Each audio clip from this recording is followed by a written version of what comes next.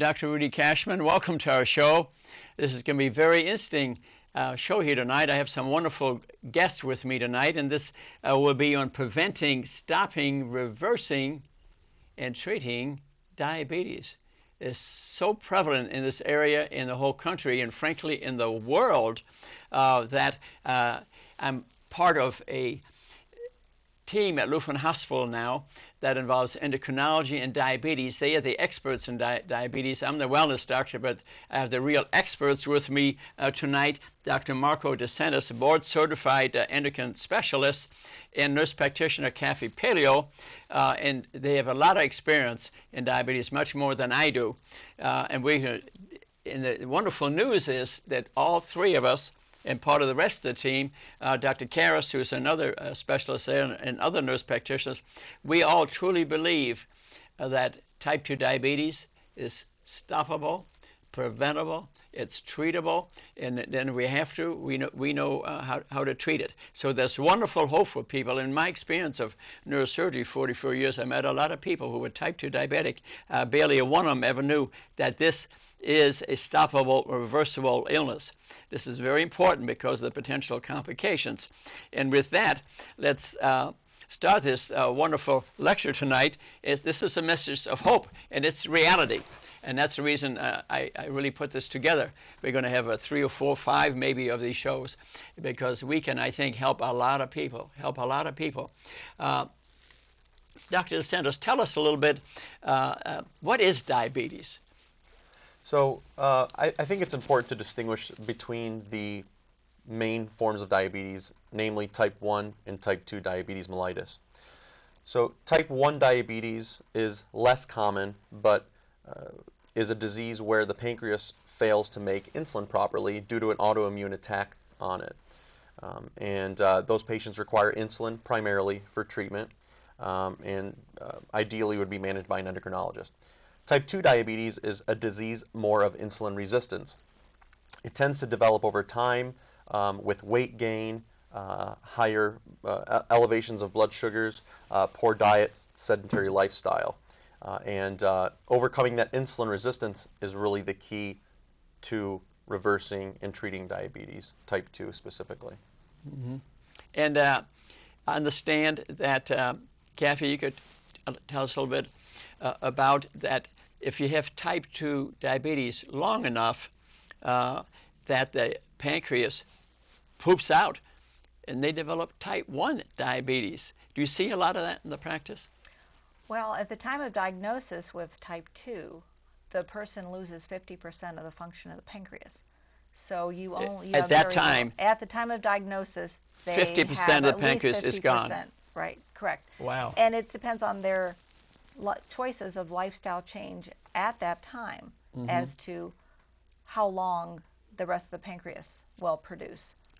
So most of the type 2s eventually develop type 1 and they need insulin shots. Many go to become insulin dependent. Yeah. We're going to discuss in a minute the incidence of this in the world and the country and around this area. But I thought I'd digress just for a minute and describe to you, and it's actually in Dr. Atkins' book, a diet I don't necessarily recommend because of the high protein content, but he has a very good description of the 5 stages of diabetes. And it would be interesting for the public to be aware what this is.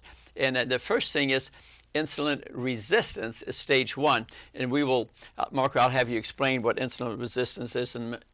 And stage 2 is where the insulin level is quite high, but the blood sugar is normal. And stage 1 also, the blood sugar is still normal. So if they're running testing on you, you say, well, your blood sugar is fine, there's no problem. Well, we're going to discuss tonight there is indeed a problem.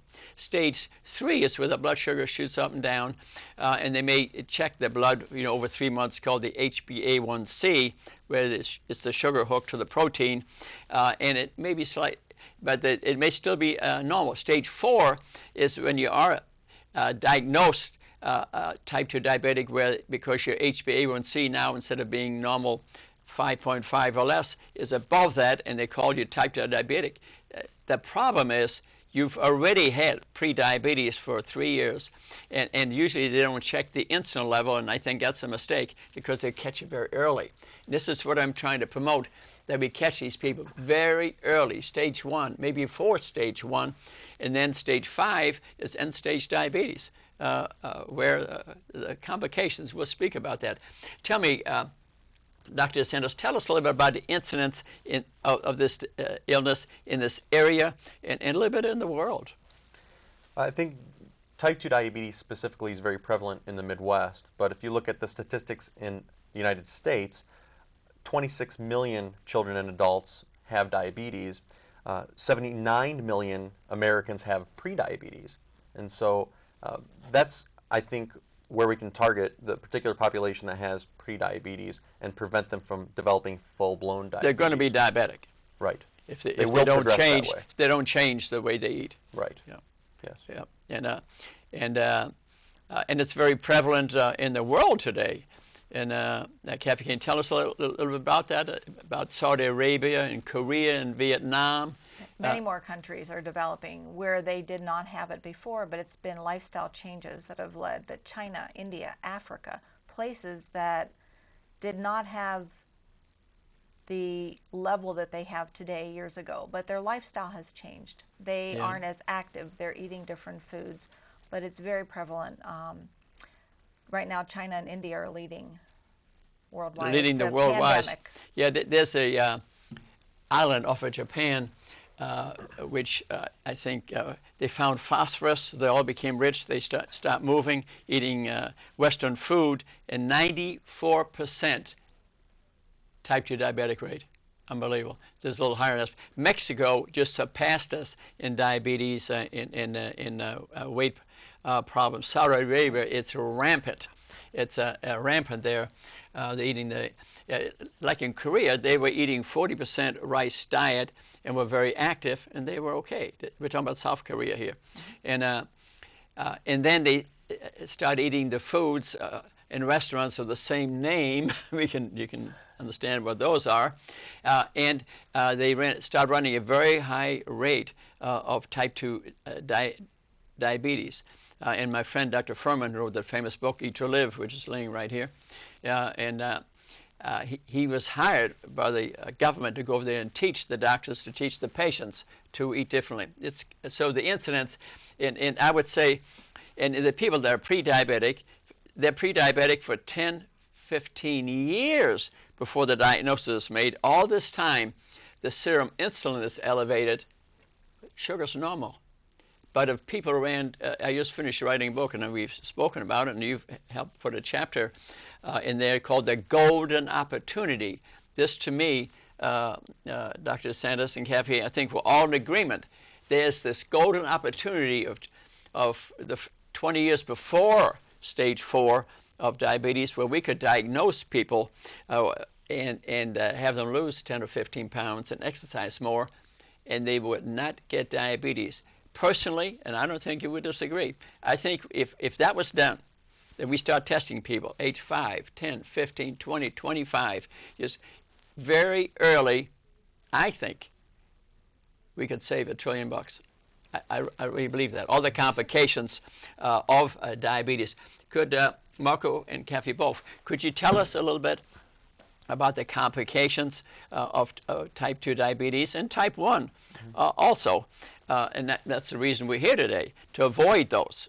They can be avoidable. Remember, we stop. It's a disease that's stoppable, preventable, reversible. We can avoid this. What are the usual complications of type 2 diabetic? What I think people think about the most with type 2 diabetes is the development of cardiovascular disease, which includes heart disease, coronary artery disease, strokes. 68% of diabetes-related deaths are from cardiovascular disease. So that seems to be the overarching goal. But Kathy, you can maybe speak more towards the microvascular complications that they do. Yeah, the small blood vessels. Divide two: microvascular, your small vessels, and macro, which would be your heart. But the small vessels, particularly the eyes, in the back of the eye, the retina, the nerve endings, and inside the kidneys, the tiny vessels. High blood sugars damage those vessels, And once they damage them, even early on, even before diagnosis, there's damage going on. And later on, when the person's diagnosed, the complications come up and they say, well, I may have only been diagnosed 5 years ago. But if they have complications, you know they've had it a long time. And the body has metabolic memory. It remembers when those levels were high and that damage occurred. And that damage continues. And you can treat, but you can't.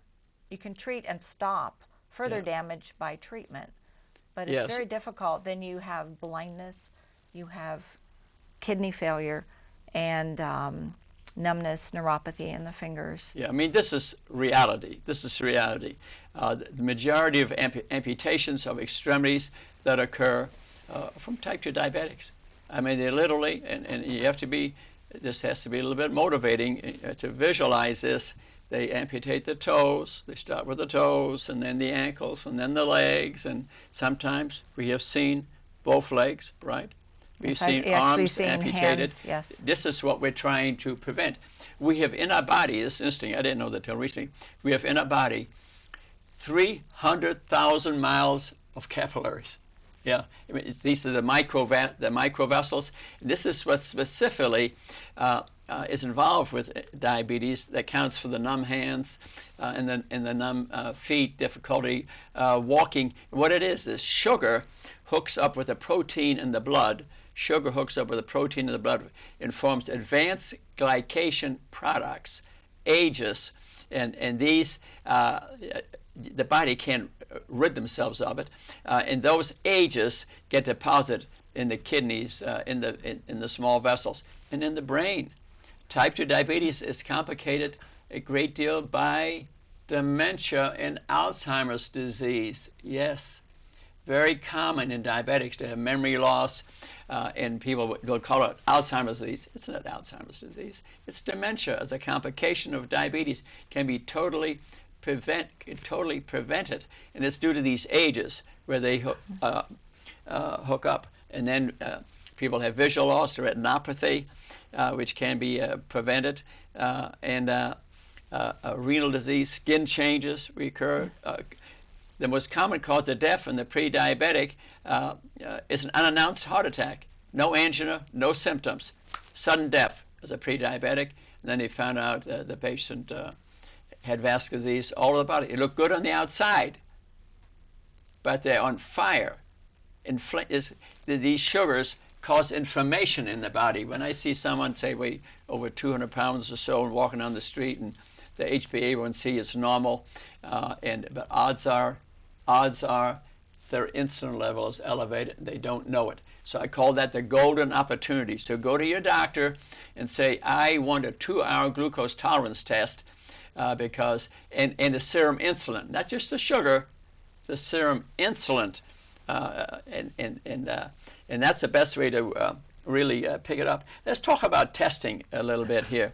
I mean, how do you make a diagnosis? How do you make a diagnosis, Dr. Santos? A standard way of making a diagnosis of diabetes would be based on this glycated hemoglobin, or hemoglobin A1C that you alluded to earlier. Yeah. And an A1C of 6.5% or greater, you can pretty much diagnose diabetes.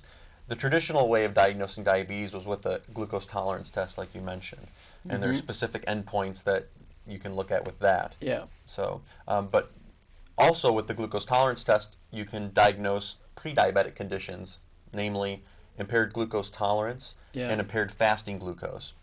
So, impaired fasting glucose on a glucose tolerance test would be, a baseline blood sugar of 100 to 125. So essentially a blood sugar fasting of under 100 would be normal. So 100 to 125 would be impaired fasting glucose. Then that's a pre-diabetic then, or would you say that would be a type of a pre-diabetic condition. Gotcha. But then impaired glucose tolerance refers to the way that your body handles sugar, and the 2-hour measure would signify whether you have that or not. So a blood sugar 2 hours after ingestion of glucose would of 140 to 199 would signify impaired glucose tolerance. And so both of those conditions are considered pre-diabetic. And the majority of those patients that have those pre-diabetic conditions will go on then to develop diabetes. And so getting in early and trying to help them, change lifestyle and diet is crucial.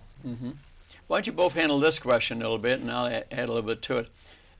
Explain insulin resistance. Step one in the diabetic Atkins definition of it.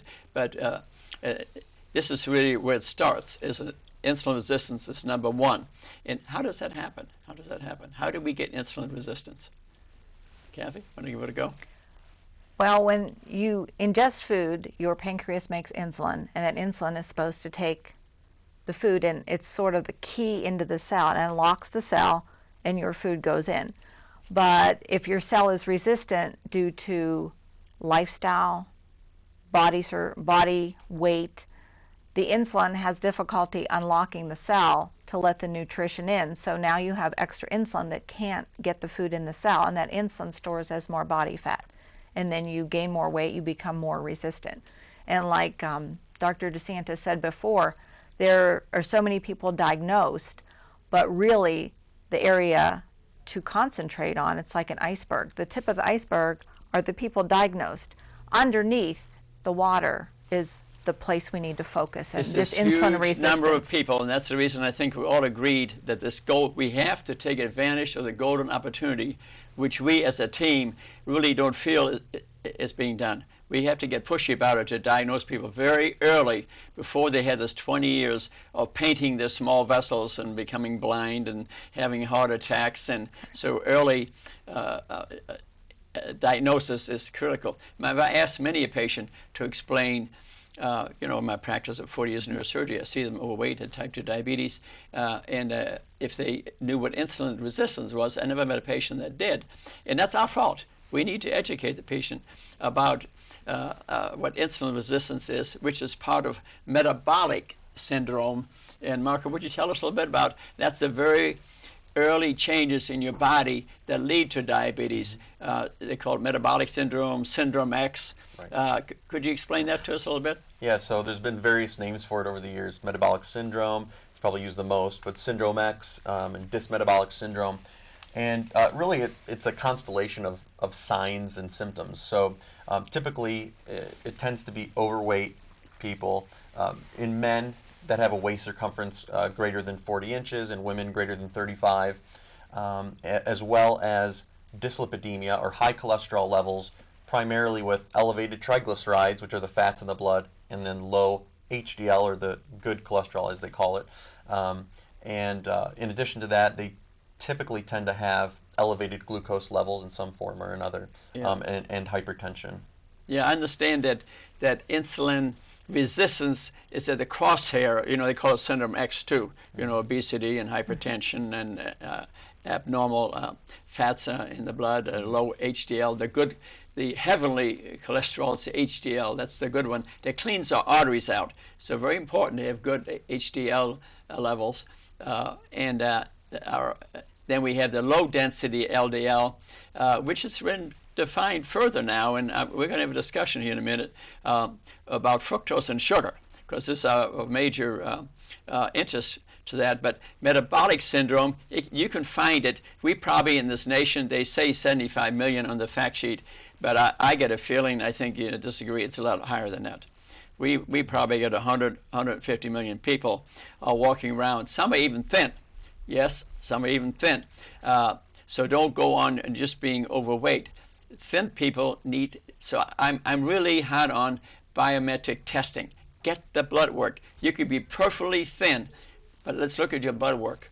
You could have metabolic syndrome in there, pre-diabetes syndrome, and your artery is inflamed. Remember I talk about inflammation in the body, and we're talking about inflammation in your blood vessels, in your brain, in your kidneys, because fructose and sugar, they do this. So insulin resistance is number one, and the best test to determine insulin resistance, whether it's 2-hour glucose tolerance test, something like that, where you check the blood sugar and the serum insulin. So you got to ask your doctor. Most of the time, that's not ordered today, but it's all over these great books we have with us here today. Dr. Lussig's book and Wheat Belly, all great sellers, New York Times, and we've both read them, and we've all three of us read them. Dr. Furman's book, it's all in there to catch people at the stage 1 or before of insulin resistance. Let's speak about a little bit about vascular disease. The biggest complication we decided of diabetes is vascular disease. Now, how does that happen?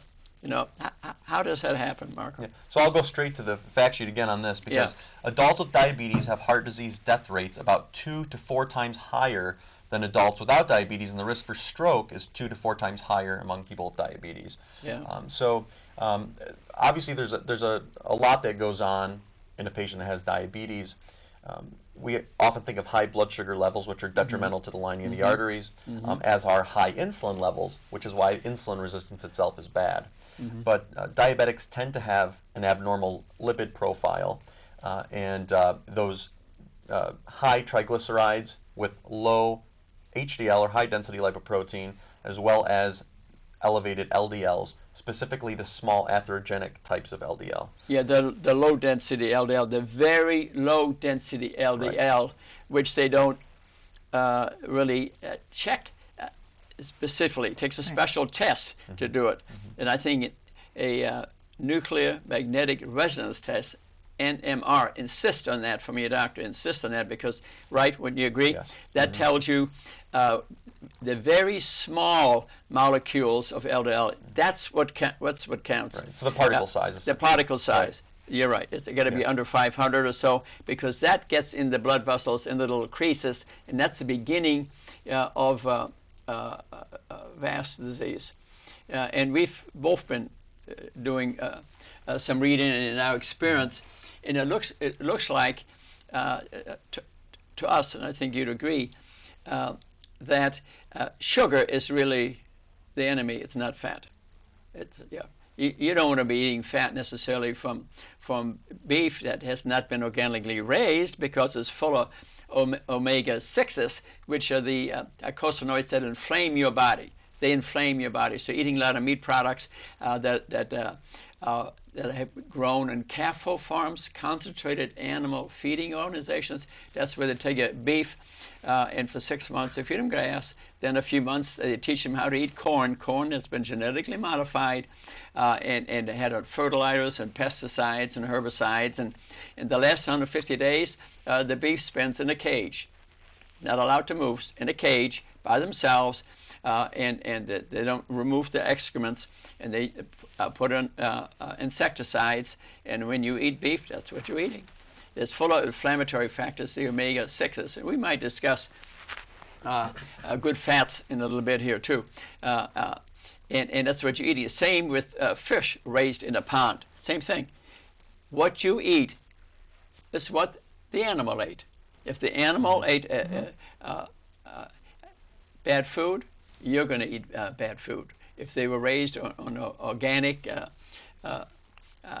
grass and things, they're going to be a lot healthier. If the fish should come from the ocean, when you're in a restaurant and they say, well, this is from Scotland or something, sure, it's from Scotland, because it may be out of a fish pond. And certain restaurants, and I know which they are, and I'm not going to mention them, because I always ask the waiter, so I know the answer. I want the fish to be from the ocean because it's healthy, because they ate sardines and mackerel and very healthy plankton, very healthy plant products. So they're very healthy fish, full of omega-3s, the good fats. We'll discuss good and bad fats here in a minute. So you need to know where the animal products that you're eating, are coming from. But let me tell a little bit about, we've discussed this, is about sucrose, table sugar, okay? Table sugar is 50% glucose, 50% fructose. Yeah, fructose. And I panicked when I heard that, because I love to eat fruit. And glucose goes to the blood, 20% goes to the liver, 20% to the brain, and the rest to your muscles, use up in energy. Caffeine runs marathons, so you've used up a lot of glycogen. Sugar can be converted to glycogen in the muscles. That's you need for survival and energy. But the fructose, the 50% of sucrose, goes to the bloodstream, doesn't raise the blood sugar, goes to the liver, sucks up your energy molecule, the ATP, the ATP, and then is converted to very low density LDL, the microparticles that we spoke about. And under Dr. Oz show, we explained it beautifully because he had Dr. Sinatra on the show, and he had little tiny balloons for the micromolecules and medium balloons. So the LDL, we all think LDL is terrible. No, it's not. The large-sized LDL is needed in our cellular structure, in our brain. Cholesterol is needed in our brain. Our brain is 20% cholesterol. Every cell in our body has some cholesterol in it. So cholesterol is not the enemy. All fat is not the enemy. It's that little very low-density LDL made by fructose. Right. So write a book. And we're kind of laughing about that because and it's coming out shortly. It's called Fructose, the Evil Twin, because the chemical formula is the same, C6H12O6. Fructose is the same, except one is an isomer of the other. One's a pentagon, one a hexagon, and the body recognizes it differently. Kind of interesting. I didn't know that. We looked that up, and I think we're in agreement, Dr. Santos, about this, that the real enemy of our health is sugar is bad, but fructose is worse. It's not really fat consumption unless you're eating animal products full of omega-6s that haven't been properly raised. Would you agree with that, Kathy? I agree. And your thought process along this line, where we're really pinning this down. Sure. And I think we need to eat food in its most natural form. And again, it's not the fatty foods, it's the fructose, the sugar. Yeah. We need to start difference. Keeping track, like I hate to tell you, carrot cake, 50 grams of fructose. Used to be one of my favorite foods after a big dinner, but no more.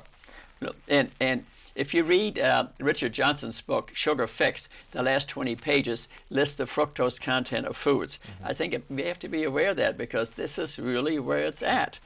And in these books we refer to, they totally agree with that, and that's where we get the information from.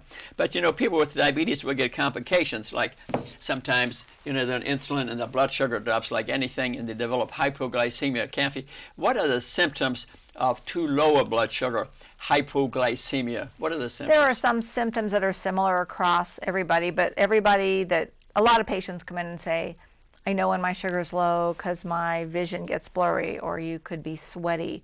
What's happening is your brain needs glucose, and when your glucose level is low, you don't get it. You become confused, lightheaded. The main symptoms heart rate are neurologic. Goes up. Yes. Your heart rate races. And the sympathetic and parasympathetic nervous system. Anything you'd like to add to that, Dr. Sanchez? I think that's spot on. These are the symptoms of, because you can drop your blood sugar. Yeah, those are the common, but everyone, when they experience, may have a little different that they'll tell you. They just know they're going low. And even us non-diabetics could, if you eat a very sugary food, like I see some of the coffee places, I go in there and people get that with whipped cream and coffee drink I saw the other day, and then they add sugar to it. Well, what's going to happen? They're going to spike the daylights out of the sugar, and then it's going to drop. Well, I see a lot of patients for reactive or functional hypoglycemia, and a lot of times these are young kids or teenagers, young adults, and I ask them about their diet, and they tend to include too many starchy carbohydrates in their diet. Actually they'll do a glucose tolerance test, and in response to a high sugar load, hours later their blood sugars will plummet even I've seen it into the 30s. Yeah, and they develop neurologic symptoms, and they come to see you. The other thing I wanted to talk about, Marco, is that type 1 diabetic, the one who has no insulin because they had an autoimmune disease destroyed their pancreas, which can occur as a complication of type 2 diabetes. A lot of them are younger people. But and I think you were telling me you were starting to see that insulin is an anabolic hormone. It causes you to gain weight, and some of these medications kind of add to that, actually. Since insulin causes inflammation, inflames the body, and insulin inflames joints. Type 2 diabetics have a lot of hip knee replacements, inflames the brain. That if a type 1 diabetic doesn't control their weight, they need a lot more insulin, don't they? That's right. And then have the complications from that too. And do you see that? Well, I think what you mentioned is that insulin is actually the key, because high insulin levels are just overall bad for the body, but diet definitely can help to lower insulin levels and then reverse the prediabetes or diabetes. So the type 1 diabetic should keep his weight under control. Tell me if you don't agree with that, but they can maybe exist on 20 units of insulin, but if the type 1 diabetic becomes overweight and just keeps on... and they can become overweight. And they can overweight. You've seen that, Kathy? Yeah. Yes. And now they need 60, 80 units of insulin. Remember, it's an anabolic hormone. It's an inflammatory hormone, insulin. It inflames the joints, inflames the brains, inflames the blood vessels. They're going to get a lot more complications. I think what we forget, though, is that insulin it's a fat storage hormone. Right? Yeah. So, it takes excess sugar in the blood and stores it on our bellies or buttocks or legs as fat. Yeah. Okay. So it's not just a hormone that lowers our blood sugar. Yeah. That's a result of the hormone's action. Yeah. But it actually stores fat. Yeah. So in evolutionary times, when there wasn't a lot of food around, food wasn't abundant. We had low insulin levels. But when it was time to feast, the cavemen would eat, and then there would be higher blood sugar levels, and they would store that as fat, and then throughout the winter it would last them almost like hibernate. That was their fuel for the hunting that they hibernation needed to do. is a fascinating thing to read about. I was reading about the animals through the winter, but when the winter is over, like a frog can store enough fat, they have frogs and they burrow down, they can live for 5 years on the fat that they stored. It's very interesting. Now that we're going through a winter, I think the animals coming out, I think some of them have been hibernating as cold as it's been. I wonder if I've been hibernating, because I noticed weight's a little tougher to control this time of year. I noticed that. And I'll do the same activities, eating the same food, that extra pound seems to be hanging on. And I wonder if that isn't in evolution. I have a little bit of hibernation. But when the season is over, a switch is thrown in the animal's body, they come back to a normal weight. They may, and the basic metabolic rate goes down, the heart rate goes down, and they store fat before the season starts. Even ants will do it, and frogs will do it. Squirrels will do it. They'll store the fat, so they can live through the winter. It's very interesting. But in us humans, we have, Fat Switch, a book written by Richard Johnson, explains that very well.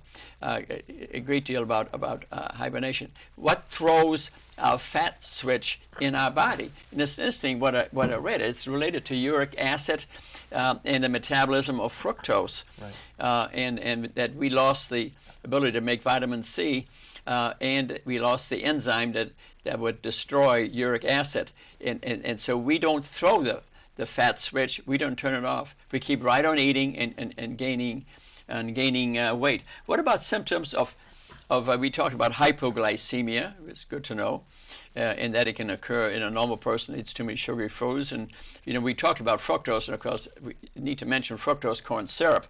I mean, sugary drinks are destructive. 50% obesity is due to sugary drinks. That's a no-brainer. That just can't be drinking sugary drinks.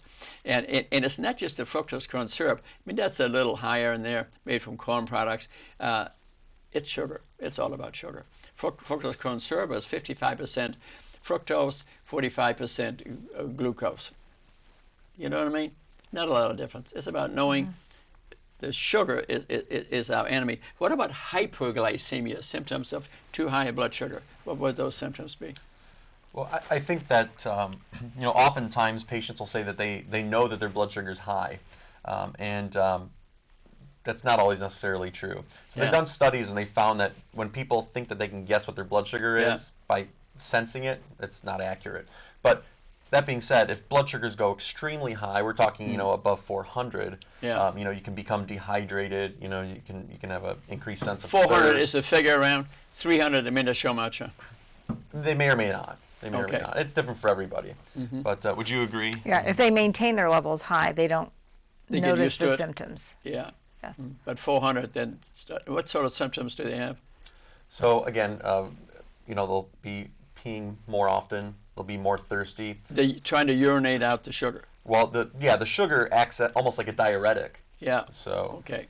pulls water into the bloodstream and then they pee Yeah. out. Yeah. So, but sometimes even blurry vision can occur, and Yeah. they can become confused. And the state of diabetic ketoacidosis is something that's life-threatening potentially. Yeah. And so that's something that really needs urgent, medical When they attention. switch to fat metabolism, can't utilize the sugar because they don't have insulin.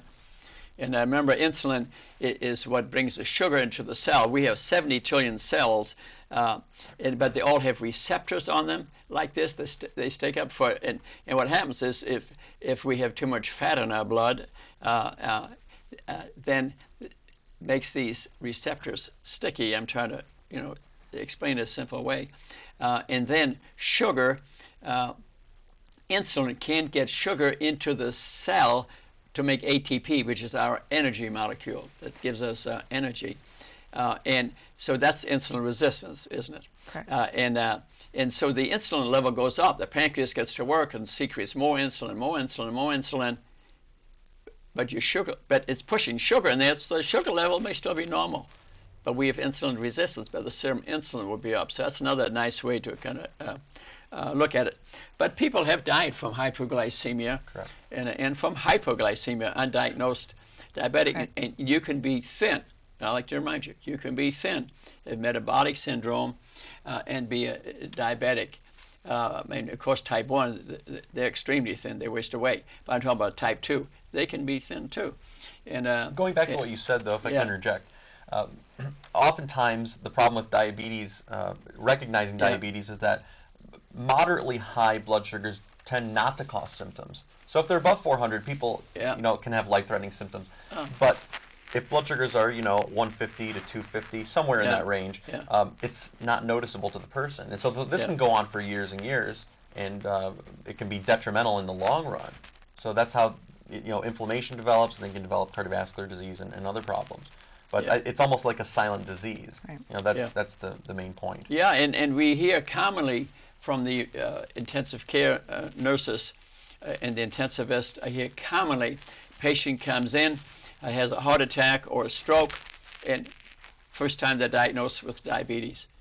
That needed to have been diagnosed 10, 15 years previously, and it can be done by what? I think we now know, early biometric testing. And when no one's doing it, you insist on it. You can go to some labs today, and they do it really, really, really cheap. And it needs to be part of every physical. I say yearly. If you get a problem, every 3 months. That's just my opinion. And because you need to change, we're trying to catch. I'll see you in 3 years, and the person's way overweight and your blood sugar's normal. I don't think does it for me anymore. Would you agree? Right. It's easy to get a fasting insulin level. Get a fasting insulin. We'll catch you very early and treat it. Matter of fact, if you lose 10, 15 pounds, Franklin House, a book I referred to, 30 years in the Lifestyle Institute in Oklahoma, California. 30 years he's been running this course for 21 days. He could eliminate, I want you to very clearly understand this, he could eliminate type 2 diabetes as long as people follow the diet 90% of the time. Type 2 diabetes is reversible 90% of the time. Would you agree? I do agree. If you absolutely. exercise and get your weight under normal control, I mean, that's wonderful news. When we have the whole country suffering from it, I think we need to get in the pulpit and start screaming out. But this wonderful group at Lutheran Hospital is doing it, and I congratulate you guys because this is the way you think, and enjoy working with you. Let's talk about a little bit the glycemic index. That's something where people pick their food off this index, but how does it work? How does that glycemic index work? So, certain types of foods, specifically carbohydrates, will raise your blood sugar. Mm-hmm. And so what they can do is they can measure the blood sugar response comparing something like straight glucose versus white bread, Okay. and then they can compare that to other foods, other carbohydrate-based foods like Yeah. oatmeal or Yeah. anything like that. Yeah. And then they can measure the effect that those foods have on your blood sugar. So that's the glycemic index. The glycemic load is somewhat related, but has more to do with the amount of glucose per serving. So a good example would be carrots. Some people will say, oh, you know, carrots are high in sugar, I shouldn't eat those. Well, they're partially right. You know, carrots have a higher glycemic index, but they actually have a low glycemic load. So you'd have to eat a lot of carrots for it to dramatically affect your blood In the sugar. amounts that we normally eat, it's irrelevant. Because I Right. heard on the load, they call it a 3. Versus Yeah, right. the index, they rated a 70. So eat all the carrots you want. It's very, very healthy, Absolutely. full of phytochemicals. And give us some And the color of examples the food. of the glycemic index of certain foods, Kathy. Like Well, a bean. yeah. What's a bean? Well, and you have to look too at fiber. And I know they Yeah. look at the index of Yeah. the glycemic index, but it depends if that food has a lot of fiber. That's going to make the difference in how fast it's get a point. absorbed Yeah. and where you get the Yeah. elevation. Yeah, if you're eating celery or different things, how much fiber is your friend? I mean, that prevents the absorption of a lot of food and from the sugars going up quickly. What would you guess would be the glycemic index of a baked potato? A baked potato, it depends on if you eat the skin, if you eat just the potato. So again, it's much more complicated. Yeah, But it's, we're not talking about the cream and butter on there. oh no, just plain. But, Yes. we're thinking 80, 90 or 90. so. It's up. Yeah, It's so up it's a high, almost it's 100. sugar. A potato is sugar. But it's a vegetable, so Yeah. people Right. just assume that it's Yeah. healthy and they should eat it all the Right. time. Yeah. But But there's starch involved, so that makes the difference. You Yeah. have to. And a bean be around 30 or so because it Correct. doesn't raise up, has good proteins and complex carbs in it. So you should be, if you're diabetic, you need to know about the glycemic index. And you can go glycemicindex.com. It shows the And there's a foods. whole list of It's food. in all these books. Right. And we could mention these all day. What's interesting, though, to me, is table sugar. Okay, you would think, wow, it's got glucose, it's got fructose, probably pretty high. No, because the fructose, remember I said the fructose doesn't raise the blood sugar, so sucrose on the glycemic index is like 40 or 30. Fructose is down like 20. Right. To my amazement, you But know the what I mean? fructose But it goes makes through a sense. different metabolism Yeah. and will directly stimulate the liver to Yeah. make triglycerides in excess. Yeah. And those Which raises triglycerides the then sugar. go into the muscle, into the Yeah. fat tissue, and make you insulin resistant. Yeah, So yeah, that's the and problem. yeah, the fat paints those receptors that we talked about, Mm-hmm. and understand that fructose too is 7 times more powerful in producing those ages we talked about that deposit in your blood vessels, your brain. Your fructose is 7 times, some people think 10 times more powerful in producing these ages, which are our enemy. Which these, damage the vessels. because they are really, I mean, HbA1c is an example of an age. It's protein and sugar. And you can almost judge the aging rate in a person. Like if they say they're a 10, which would be a very high HbA1c at 10, that person is going to age a lot quicker. You would see that in smokers. You see that in diabetics.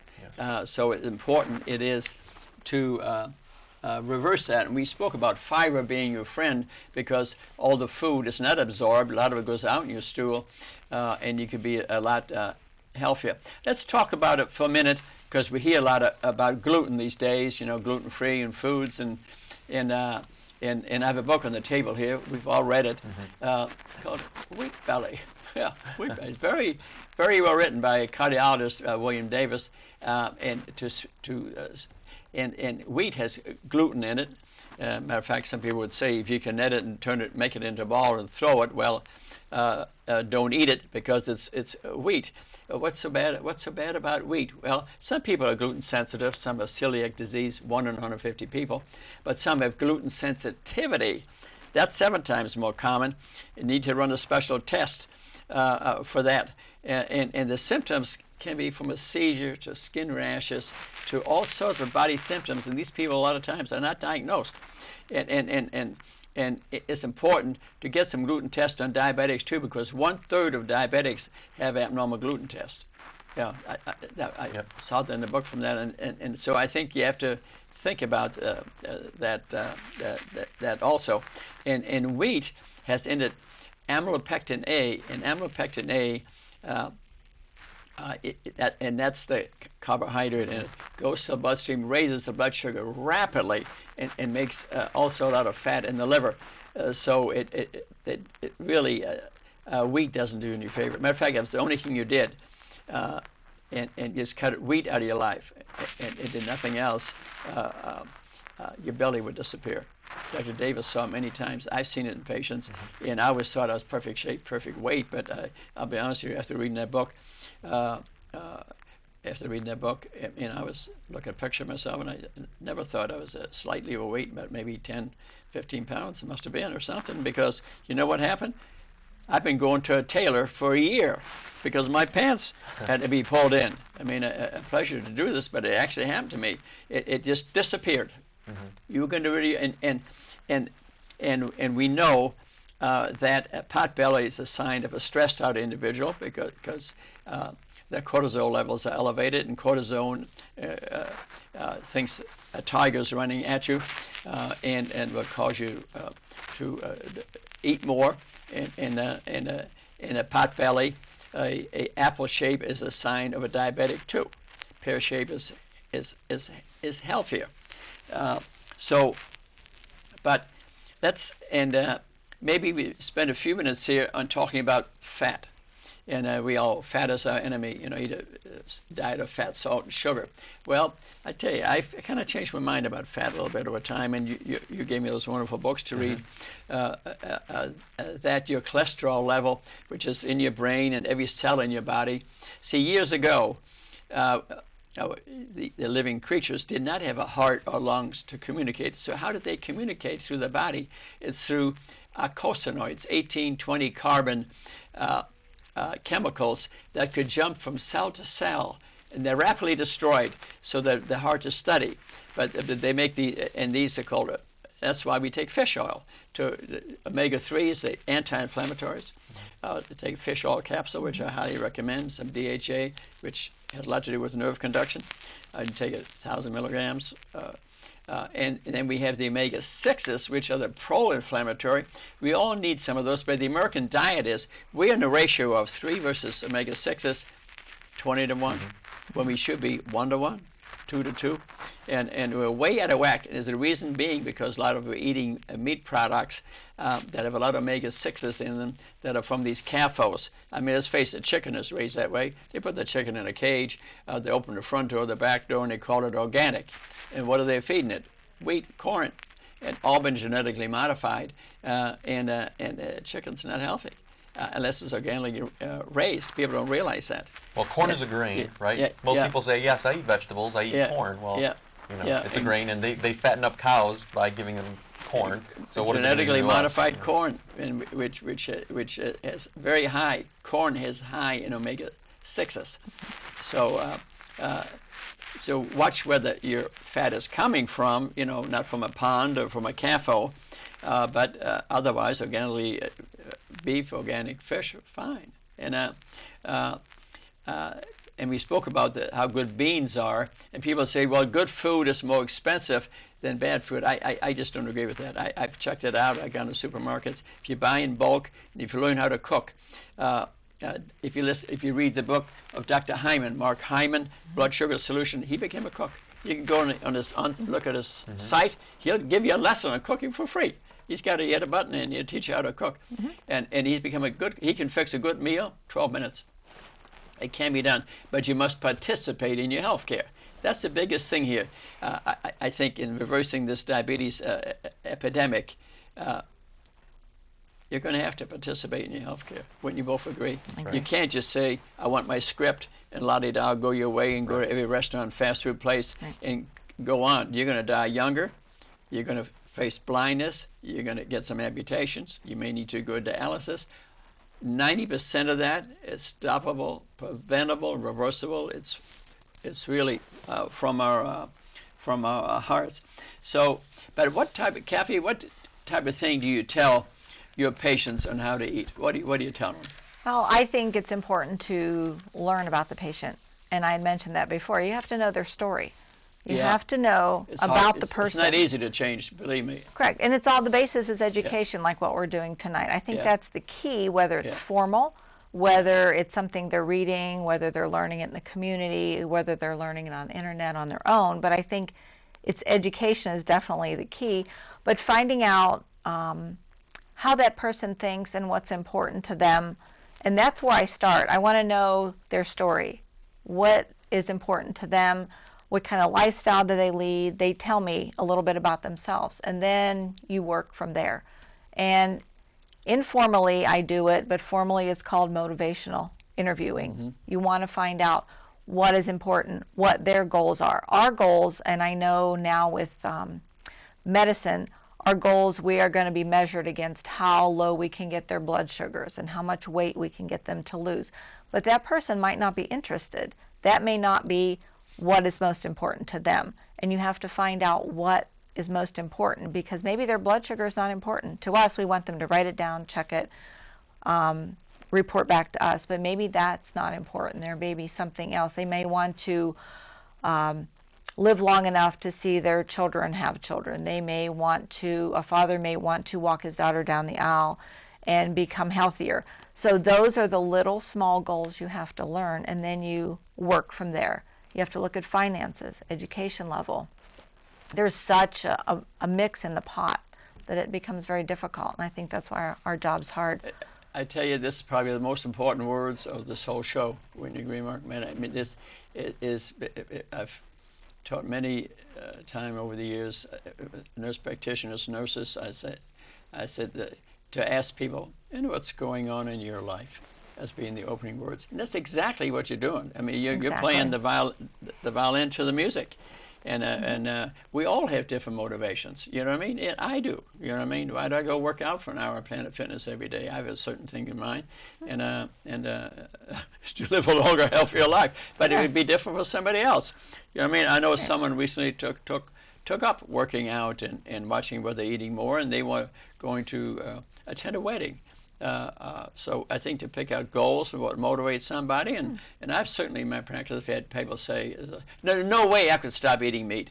Well, you just got to stick with it and see them back. I think follow-up is important. That's motivational. Not just say, well, you got to lose 30 pounds, see you next year. That's not going to do it. It wouldn't work for me. Most of the studies that I have tried to observe the effect of diet on health. Yeah. There was always a huge behavioral component. So, for instance, they would hold people accountable by having them come in and meet with the diabetic educator or dietitian. Yeah. And those frequent, meetings would encourage them and keep them accountable. And then that was one of the keys to their success, not just the diet alone. And you have to help. If you know that this is their goal and you want them to eat less meat, you have to educate them on how. A lot of people say, well, you just need to eat healthier. Yeah. How do you do it? I always start with breakfast. What are they eating for breakfast? What's their lifestyle? Do they have time for breakfast? How much time do they have? Sometimes they're not willing to make the extra time, so you have to think of healthy choices they can make. They may have to eat in the car. They may have 3 kids they have to get ready for school, and they don't. So you have to learn those things before you can give them a piece of paper that says do this and this and this. What options do they have? And if you give them options and they can choose one of those options, it's better than having them try to think of it themselves. So you have to work with them. Yeah. And I find it successful. Yeah, this beautiful words, and I know you've been doing it, and you've both been doing it, and it's tough to change habits that we have. My parents had a deli in New York. What do you think I was eating as a kid? You know what I mean? And Great food is what you were eating. My mother ate butter out of the icebox with a spoon. I hate to tell you, she lived till age 97. No, she did. She did. So some people, but food is information. That's people have to realize. And the food genetically reacts to your genes in your body. And our bodies in evolution haven't changed. And the evolutionary changes are like 0.0024% every 20,000 years. That's nothing. And yet we invented new food 10,000 years ago, and it's getting more rapid all the time. And our body's not used to that genetic information, and it's revolting. That's why we have a country that's quite sick. and we're trying to help that, and slowly I think it is changing. We've had some successes. And it's not just adults. We have children that are in elementary school that have extremely high cholesterol levels, high blood sugar, their weight. Yeah. So the obesity, morbid obesity, is now, and their levels are adult levels. Yeah. And there's no treatment other than their lifestyle changes, because the medications, sometimes we can't use them in children, but it's terribly sad. Let's speak a little bit, and we don't want people going to diet. We're not recommending a diet. No. We just want you to eat. It'll definitely pick different food. That's what we're talking about. Be mindful of your choices. Be mindful. That's a beautiful words. Mindful. Matter of fact, mindfulness is relaxing. You know, look at the spoon. Look at the configuration of it. Look at your plate, the size of it. Look at the food itself. Food can be beautiful. It can be gorgeous. That's mindfulness. And maybe before you sit down, think for a minute. What am I trying to accomplish here? And it's tough. You know, I mean, sometimes over the years I've used my car as a kitchen. You know what I mean? Mm-hmm. That's a good habit to stop. Mm-hmm. Maybe get a few nuts in there, but that's about it, or an apple, and that's in there. But what kind of food are we going to be recommending? We'll go more into that, but I mean, I have my own thoughts on it, and you have your thoughts. What do you tell people normally how they should be eating? I definitely tell them small portions, rather than, because the larger amounts of food you eat, the higher your blood sugar goes, the harder you have to work to get it down. So if you can eat smaller portions more frequently, and I don't tell them to snack, it's just small portions. Yeah, and that's for the more diabetic. Frequently. If someo's just trying to lose weight, they're not diabetic. I think everybody. Say that. I think everybody. Everybody should eat small portions. Mm-hmm. Excellent. Yeah, you have a lot of experience, so I respect it. What do you think, Marco? What do you tell them? Well, the whole issue of diet is very controversial, and there's lots of different thoughts on what is a proper diet. You mentioned before, evolution, and as we evolved, grains weren't a part of our diet, and grains didn't come about until the dawn of agriculture about 10,000 years ago. So grains should probably be reduced, if not eliminated, in our diets. That's one of the biggest things that I tell people specifically. Well, that's interesting. In the Wheat Belly book, right around the line, because it is the hunter-gatherer, Paleolithic diet, that kind of. And to eat foods in their most natural form. Yeah. If you can eat it in the most natural form, more natural form that is. Yeah, in general, what Dr. Furman teaches is sort of what I teach, and we're in agreement with it. Sugar, obviously is your enemy, but eat a nutrient-dense food. The vitamins and minerals and phytochemicals and foods of color. You can add mushrooms and onions to it. They don't have color, but full of phytochemicals. The interaction leads to the symphony and mosaic of good health. Quality instead of quantity. And keep the meat products, as we talk about, make sure they're organic, maybe 20% of your diet. We're not a total vegetarian recommendation at all. Right. No. And so you can pick the foods carefully. And you don't have to diet. And Dr. Furman, in his work, Eat to Live, famous book he wrote, End of Diabetes, that my name is on the back of the book, he kindly put there. We are recommending, maybe half the plate is vegetables, another quarter could be starchy food, and another quarter, nuts and seeds and good meat. Good organic meat as being a healthy way of eating, and if you watch the wheat a bit, I mean the weight will just fall off you. Right. It'll fall off you. You don't have to diet. You wait and see, because man, how much money have I spent putting my clothes in? It's hysterical. Every week I'm there with a pair of pants, and now spring is coming. It's going to happen all over again. But it explains, what we're speaking about. We're going to have a number more of these talks, and I hope you watch our show. And I really appreciate both of you coming down here, Dr. Sanders and Caffio. And we have a bigger team of 7 or 8 people that work together, give lectures and talks, and they see patients. If you have this problem, go see them as a patient. And I think you had a good chance of stopping, reversing, preventing your type 2 diabetes, at least considering all the complications that I'm aware of, that I have seen. Believe me, I've seen the amputations, I've seen the blindness. I have an in-law of mine who paid no attention to this, and now he can't see right. Have an operation this week. You can avoid all that by seeing these tremendous providers at the Lutheran Health Network, and I'm working with them as a wellness teacher, and look for us and books we've written. You can and lectures that we give, because this is a huge problem in the world, not just Fort Wayne, in the world. But we could help you a lot, because we want you to be there for that wedding, for that graduation, and live a long, healthy life. The human being really, frankly, is built to live to be 100, 110. We just got to get out of the way of the mistakes we made in that eating right, exercising right, and next show we speak a lot more about exercise. Thanks for watching the show. We love you all. See you next time.